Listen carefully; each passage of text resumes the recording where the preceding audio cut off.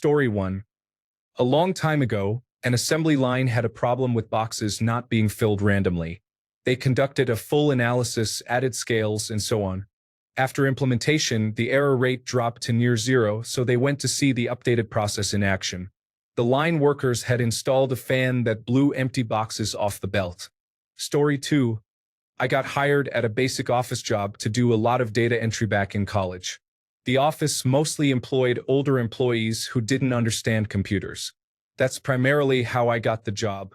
Before long, I realized that most of my tasks could be automated very easily. So, at the start of each day, I would begin the automation process, check in around 11:30 a.m. to make sure things were going smoothly, and they usually were, and then check again around 1 p.m. to ensure everything had completed successfully. My older boss thought I was a miracle worker. I stayed there for about a year, receiving a paycheck until I graduated.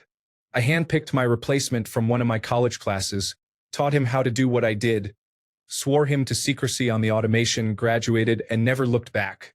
Apparently, my replacement worked there for the next year or so until he graduated. He did what I did, handpicked his replacement from the college, swore him to secrecy about the automation, and so on. Story 3. I used to work in a large nursery and arboretum. When we had to move plants into a new space, we had to put down drainage trays.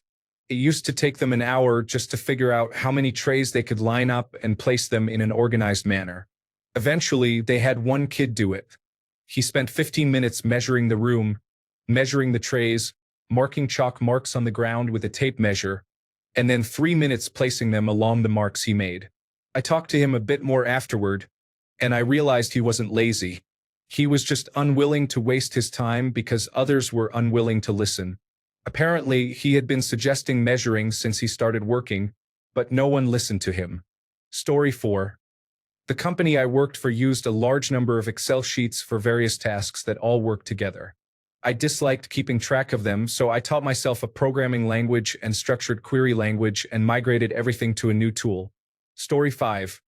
Just keep in mind that when saying this, Bill Gates was referring to your average person working at Microsoft, not to your Uncle Bill who sits on his lawn drinking beer all day. Story 6. In art class, we made mosaics with tiny squares of construction paper. The instructions were to take a square, flip it over, apply glue on a piece of newspaper, then flip it back and place it on your design. I applied glue to a wide section of my design and then placed all the little squares like dealing a deck of cards. I finished much earlier than everyone else, and the teacher told me I did it the lazy way. Story 7. The other week, I spent 2 days doing a task that should have taken me a few hours. But the next time I do it, it will take me 15 minutes. I'm very lazy and spent those 2 days figuring out how to automate it in Bash. Story 8. That's my entire career. I work in operations, so my job is to be as efficient as possible.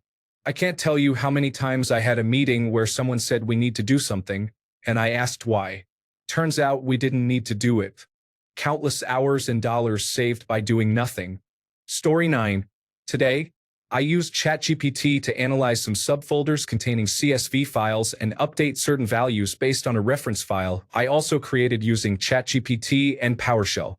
Took me an hour to finish something that the finance manager thought would take days.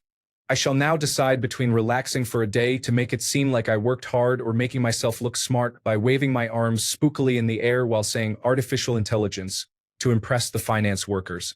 Story 10. I hereby present myself as an example. In my old job as a one-person customer service and returns team, when customers called about one of our popular Bluetooth-based products malfunctioning, we always had this speech where we instructed customers to do a hard reset. A large majority of my calls were like this. Worse still, this lone troubleshooting tip was passed down orally from employee to employee. I devised many other troubleshooting methods on the fly because the only other solution was to return the product. Eventually, I grew tired of repeating myself and processing returns on otherwise functional products. I started taking the time to create troubleshooting guides, despite having no technical writing experience, and enlisted the marketing department to create troubleshooting videos, effectively creating a knowledge base for our products. The result? Significantly less work for me, barely any calls and returns. Just me passing the time for 8 hours because the workflow is highly efficient. Unfortunately, my short-sighted corporate manager saw this as an opportunity to eliminate my position, but I found a job I actually loved before that happened. To this day, they're still searching for my replacement. The last person they hired didn't get past the probation period because I was the only one who knew the inner workings, hidden processes, and improvised solutions at my old job. In summary, I revamped my department, resulting in less work for me, but management decided to eliminate my position as a consequence. Story 11. I've seen that and the opposite. When my mother was a teacher, she was changing rooms with another teacher on the same floor. She thought it would take hours to move all the books from one room to another. Some of the books were ready on desks in her room, so I told her to go to the other room and help that teacher clear the shelves and get ready. Meanwhile, I took the television and other things off the rolling stand it was on and loaded it down with books. It took less than 10 minutes. Then I dragged it to the other room, where they were surprised at the idea and had been working slowly, wondering what I'd been doing. I think it took 2 more loads with about the same from the other room. We were done in about an hour, mostly because they were slow. On the other hand, a new teacher had came in and was a former Army officer. We needed to move a room of books and items up a floor, and some things down. He brought in a dolly, and I thought we were going to put books in the milk crates, stack them on the dolly, and make a dozen or 15 loaded trips up and down for the books and a few more for other items. But no, he placed the dolly under a bookcase so wide it would barely fit up the stairs, and it was loaded. His idea was to make one trip hauling that heavy object up 2 long flights of stairs, him pulling the dolly and me pushing from below. It was concerning. I spent the time getting ready to try to jump out of the way because he had not tied the bookcase to the dolly, and if I tried pushing, it would almost slide off. I expected him to lose control of it. We got it up there, and he looked like he was about to collapse. We moved everything else more sensibly. The next day, however, he did not show up at school because he had injured his back and legs, and probably everything else. When he did come back, he admitted to my mother that I had been right and that he was glad he did not lose control of the bookcase and injure me, even though he nearly did a couple of times toward the end. I had noticed that and had moved closer to the center railing to make a jump for it if necessary, but he didn't notice that. Story 12. Is it lazy, or is it an elegant solution? There are shortcuts, especially in mathematics, where if a person thinks creatively, they can solve a problem with less paper and pencil. I often use the math shortcut and then call it lazy. It is not really lazy. It is efficient and correct. I think Bill Gates wanted elegant solutions. Story 13. There is no evidence that Bill Gates ever said this. Story 14. Having read several of the top comments, these are not examples of lazy people. They are examples of smart and resourceful people. Working smarter and not harder is the proper way to do anything. Wasting your time doing tasks inefficiently is just unwise. I am always looking for process improvement at work and in everyday life. It could be a way to make my job more efficient or my morning routine before work more streamlined. Story 15. I've made a career out of this, as others have said. I hate repetitive tasks. In my early supervisor days, all the departments would scramble once a week to pull all the metrics together and build a slideshow to brief the executives. It took a couple of hours every Friday morning. However, all their metrics came from the same ticketing system. So, I started looking into the data, learning pivot tables, and more advanced PowerPoint techniques. I discovered that PowerPoint charts can build themselves. I created a custom query to pull everyone's data from the ticketing system and built new automated charts for everyone's slides. In the end, on Friday morning, I ran the query, loaded the results into the spreadsheets behind the automated charts, and everyone's charts built themselves. What used to take 5 different work centers about 2 hours every Friday took me only 10 minutes. I gave everyone their Friday mornings back. I wrote the how-to guide for my replacement, who continued to make improvements as the metrics evolved. I've worked that way ever since. I'd rather spend 100 hours evaluating how the pieces work and finding an automated way to do the task so I never have to do it again. My new philosophy: I only like to do things the hard way once. Story 16. My wife has created spreadsheets to handle almost all of her month-end financial reports. It used to take 5 days of working late, but now it's done in a day. Story 17. I'm a real-life example of this. I'm very lazy, but I'm not the type of lazy that wastes time when there's work to do. I'm the type of lazy who will work nonstop to finish everything that needs to be done early, so I can go back to doing nothing after I finish. Story 18. Lazy people don't find an easy way to do a job. They find a way to make it look like they're doing the job. Story 19. There was a story of a company hiring someone to build a machine that would be able to detect defective products that weren't filled properly. It cost the company millions, but it worked and would stop production until the issue was fixed and the defects were taken care of. After a few days, they stopped getting alerts about defective products, so they investigated why it might be malfunctioning. A factory worker had become annoyed by the constant alarms and was tired of cleaning up the mess and resetting the machine. He discovered the cause of the alarms, grabbed some extension cords, a large fan, and a table, and set it up so that any defective products passing through would be light enough to be blown off the production line onto the floor. The worker devised a $50 solution to a problem they had spent millions on, and it cost them less to maintain. Story 20. I am a mechanical engineer and used to have to send my designs to the finite element analysis group for strength analysis. Took a week for them to turn stuff around, which frustrated me greatly. So, I learned how to do their job and then automated most of it using various scripts, turning 8 hours of work into less than 1 hour. Then I became manager of the group and was asked to let 2 of the people go. It was unfortunate, but I made the job so much more efficient that work couldn't justify keeping them. Truth be told, I could have gotten rid of another person, but having an extra person just made my life easier and didn't affect my pay. Story 21. At my job, my company has focused the work we do on other types of machinery and let the 2 machines in my department fall to pieces, and they don't even hide it. I used to work hard to produce because I thought it would get me something. It got me nothing but hurt. So I do the bare minimum, and if the machine doesn't do what it is supposed to do, I call maintenance and a supervisor to fix it so I can just press buttons. I am not a lazy person, but my company has forced me to be unproductive. I get paid by the hour. I will waste a whole day doing whatever the supervisor tells me to do, knowing well it won't solve the problem. Story 22. I can fix every machine at my work better than maintenance in most cases. As I've told most of my bosses, when things run right, I'm the world's most overpaid babysitter. When they're not, I'm an underpaid mechanic. The downtime on any machine I operate is about 30% less than the others. Another example is my best friend, who has figured out how to use some Excel modules to automate the function of 2 of the 3 jobs she does to keep her small office afloat. Of course, she doesn't tell anyone she does it, but it's the only reason she's able to. Story 23. Well, I worked once in a factory in my 20s. They had a machine for cleaning anodes. It was supposed to be a 3-step process. Jackhammer, then chain flail, then someone with a chipping hammer could clean it. I was lazy and figured out how to clean the whole thing with the robotic jackhammer. It sped up the process significantly, and I got to sit more because I was always ahead of the rest of production. Story 24. I was given a nice stereo amplifier with a bad connection somewhere. It had been to a couple of repair shops, but as soon as you start probing around, the loose connection disappears.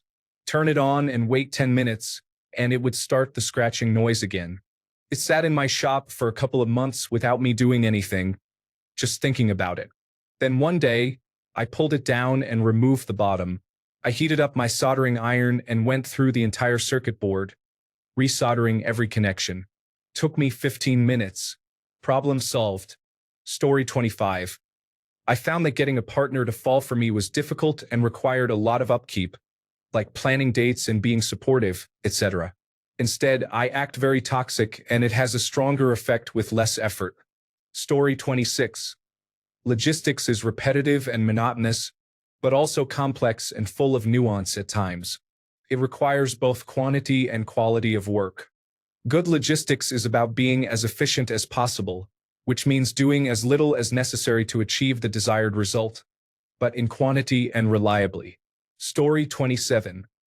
The entire concept of engineering, everything that's ever been engineered, has been a person creating a workaround to difficult work. Story 28. I am that lazy guy. Any repetitive task, I will automate or find a way to make the task unnecessary. I hate doing that kind of work. Story 29. The person in the office who spends hours updating and combining spreadsheets is different from the one who spends a couple of hours mastering VLOOKUP, saving time every time he completes this routine task. Person F fills his day with productive work inefficiently and gets praise for working hard. Person B clears his tasks in minutes, producing the same amount but receives criticism for not working hard. Story 30. Though I don't consider myself lazy, I used to work in corrections in our property room, where we kept inmate clothing and personal items. Instead of sitting by the door and waiting for my work one or two at a time, I would let it pile up, neatly, of course. Inmate clothing and property were put into bags labeled with their names, then placed into a numbered hanging bag. If a supervisor walked by, saw the pile of bags, and saw me reading, they thought I was lazy. Towards the end of my shift, I would take 45 minutes to an hour to clean up the property room, make the numbered bags, and organize what was left over for the next shift. In my 4 years working in the property room, there were only 2 days when we were so busy I worked making bags and helping out elsewhere for the entire 8-hour shift. Story 31. That assumes a lazy person who is educated enough or has spent time learning something. I have worked with lazy people and they are usually just lazy. They do things slowly and inefficiently. They don't even think about changing their approach. You want to show them how to do things, but they don't listen and prefer to slack off. I think I know where Billy wanted to go with that quote, but I also think it's a kind of bias. He worked with smart people who hated menial and monotonous tasks and found ways around them. Story 32. I joined a law office years ago where paralegals used to copy and paste details from each service into generated responses.